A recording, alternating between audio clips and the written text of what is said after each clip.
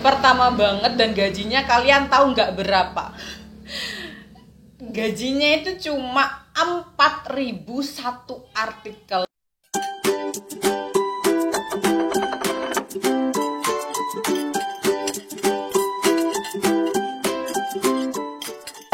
Gimana kabar kalian hari ini? Baik-baik aja kan? Alhamdulillah aku juga baik-baik aja. Hari ini tuh kayak nggak ada planning bang, nggak ada planning buat aku tuh mau bikin video ya. Tapi karena di perusahaanku yang tempat aku kerja, aku terbaru ini ulang tahun yang pertama, terus semua karyawannya disuruh mengucapkan selamat ulang tahun, bikin video kayak gitu-gitu kan. Jadi ya udahlah aku sekalian bikin ini daripada mubadir kan. Mubadir udah pakai bedak kan lumayan ya. Jadi aku hari ini memutuskan buat sharing. Apa sih temaku sharing hari ini? Pertama aku mau sharing bagaimana awal aku terjun ke dunia content writer. Awal banget aku terjun di dunia content writer ini awalnya itu waktu itu masih kuliah semester berapa lupa, semester 5 atau 6 ya. Aku tuh ikut dosen menawari mahasiswanya untuk siapa nih Rek yang mau ikut freelance, Bapak ada ini. Nah waktu itu jadilah aku ikut itu kayak nulis konten di dulu itu female.com, sekarang kayaknya diganti female lah, miliknya kapan lagi. Itu pertama banget dan gajinya kalian tahu nggak berapa? Gajinya itu cuma 4.000 satu artikel, bayangkan. Tapi sebagai mahasiswa yang daripada nganggur di kosan, mending kan itu diambil buat pengalaman juga, pengalaman buat ngelamar kerja nanti. Kalau itu pikirannya dulu awalnya itu, dan kayak bangga banget awalnya bisa masuk kuliah, bisa freelance kayak gitu. Selain itu banyak banget hal yang aku alamin waktu pertama kali terjun ke dunia content writing. Belajar tentang konten, belajarnya otodidak ya, belajarnya kayak ini. Aku ngeliat bagaimana cara orang ini menulis, gaya bahasanya, gitu-gitu. Waktu itu aku jadi kayak pengepul artikel. Teman-teman ini ngumpulinnya ke aku kan waktu itu yang freelance content writer ini nggak aku aja, banyak juga teman-temanku yang lainnya juga ikut, dan aku itu kebetulan jadi kayak pengepul artikelnya. Orang-orang ngirim ke aku, dan waktu itu aku dapat banyak banget pengalaman waktu jadi kayak pengepul artikel ini.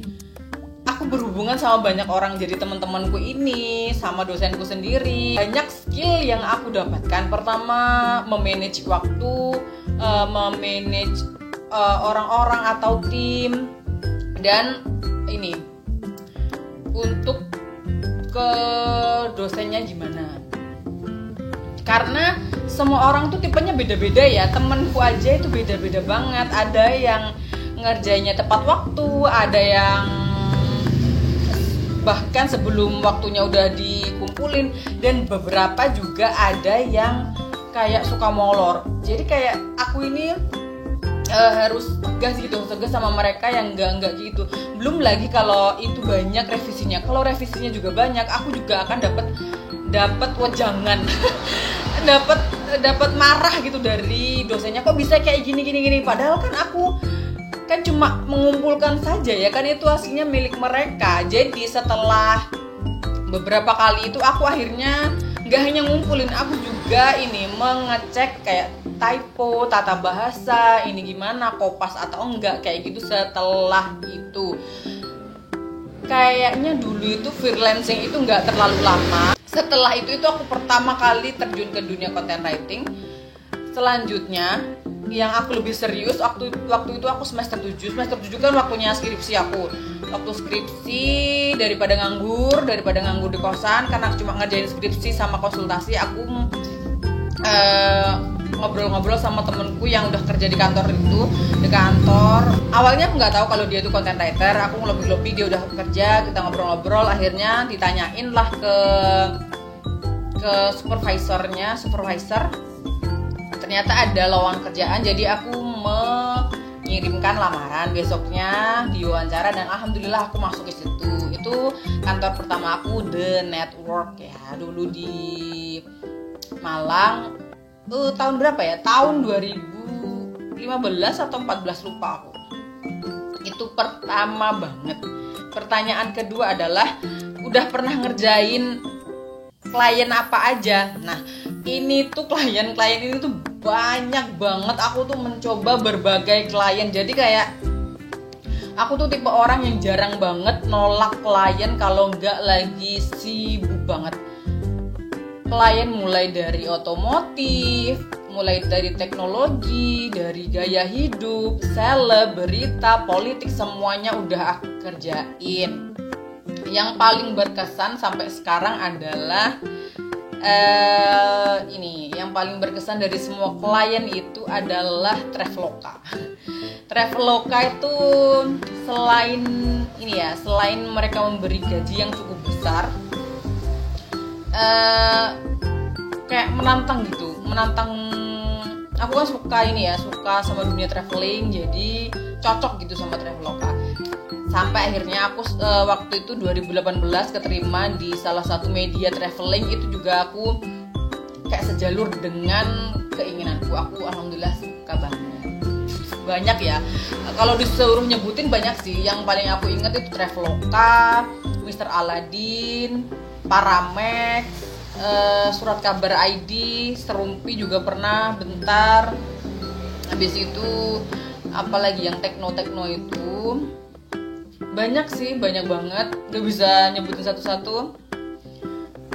Semuanya alhamdulillah udah pernah aku coba. Terus pertanyaan ketiga yang banyak orang tanyakan tuh, lebih pilih ngantor atau lebih pilih freelance? Kalau ditanya kayak gitu sih, kalau bisa dua-duanya kenapa harus milih ya?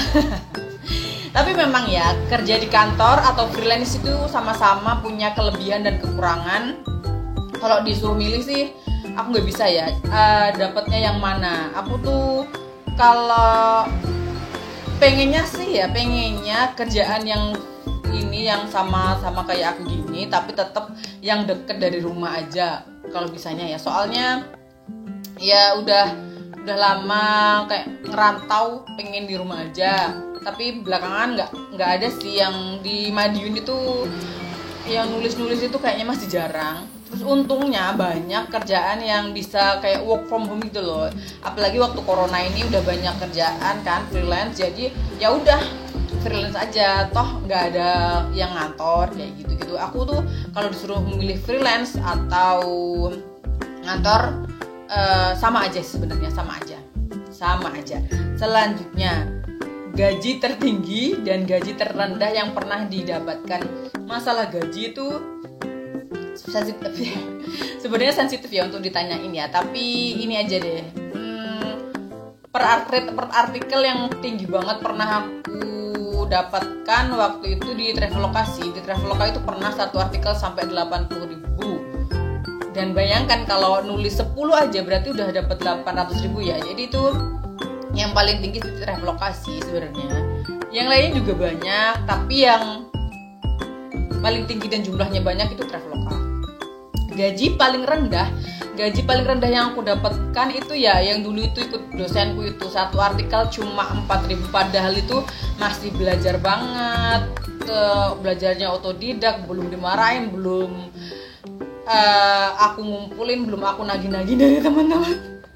Tapi pengalamannya sangat berharga, sampai sekarang masih bisa aku pakai, masih bisa aku gunain kan. Kayak jadi jalan gitu loh buat aku, sampai sekarang masih betah di dunia content writing. Karena kan di dunia content writer itu juga ada ups and down, ada naik turunnya. Apalagi waktu corona kemarin ini,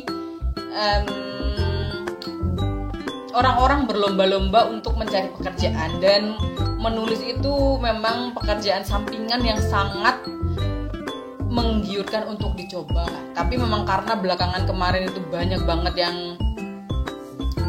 mencoba untuk mendaftar, kayak perusahaan itu memberikan harga yang sakarpe dewe gitu loh, yang terkesan rendah, dan kadang itu pengalaman nggak diperhatikan, kayak gitu aja, kayak disepelekan gitu loh ya. Itulah ya. Pekerjaan paling baru Nomor pertanyaan kelima, pekerjaan paling baru apa yang sekarang dikerjakan? Ini pekerjaan terbaru yang aku kerjakan ini ada dua sih. Bukan pekerjaan yang sekarang aku lakukan, ada dua. Utamanya ada dua, yaitu Merah Muda satunya yang Malang Terkini. Yang Merah Muda itu yang lifestyle gitu, itu udah lama sih. Merah Muda ini aku udah dari 2016, lama banget pokoknya aku sama Merah Muda ini. Itu kan freelance, kerjanya juga gak terlalu banyak, terus awet sampai sekarang. Aku masih bertahanin, aku ngantor juga aku kerjain.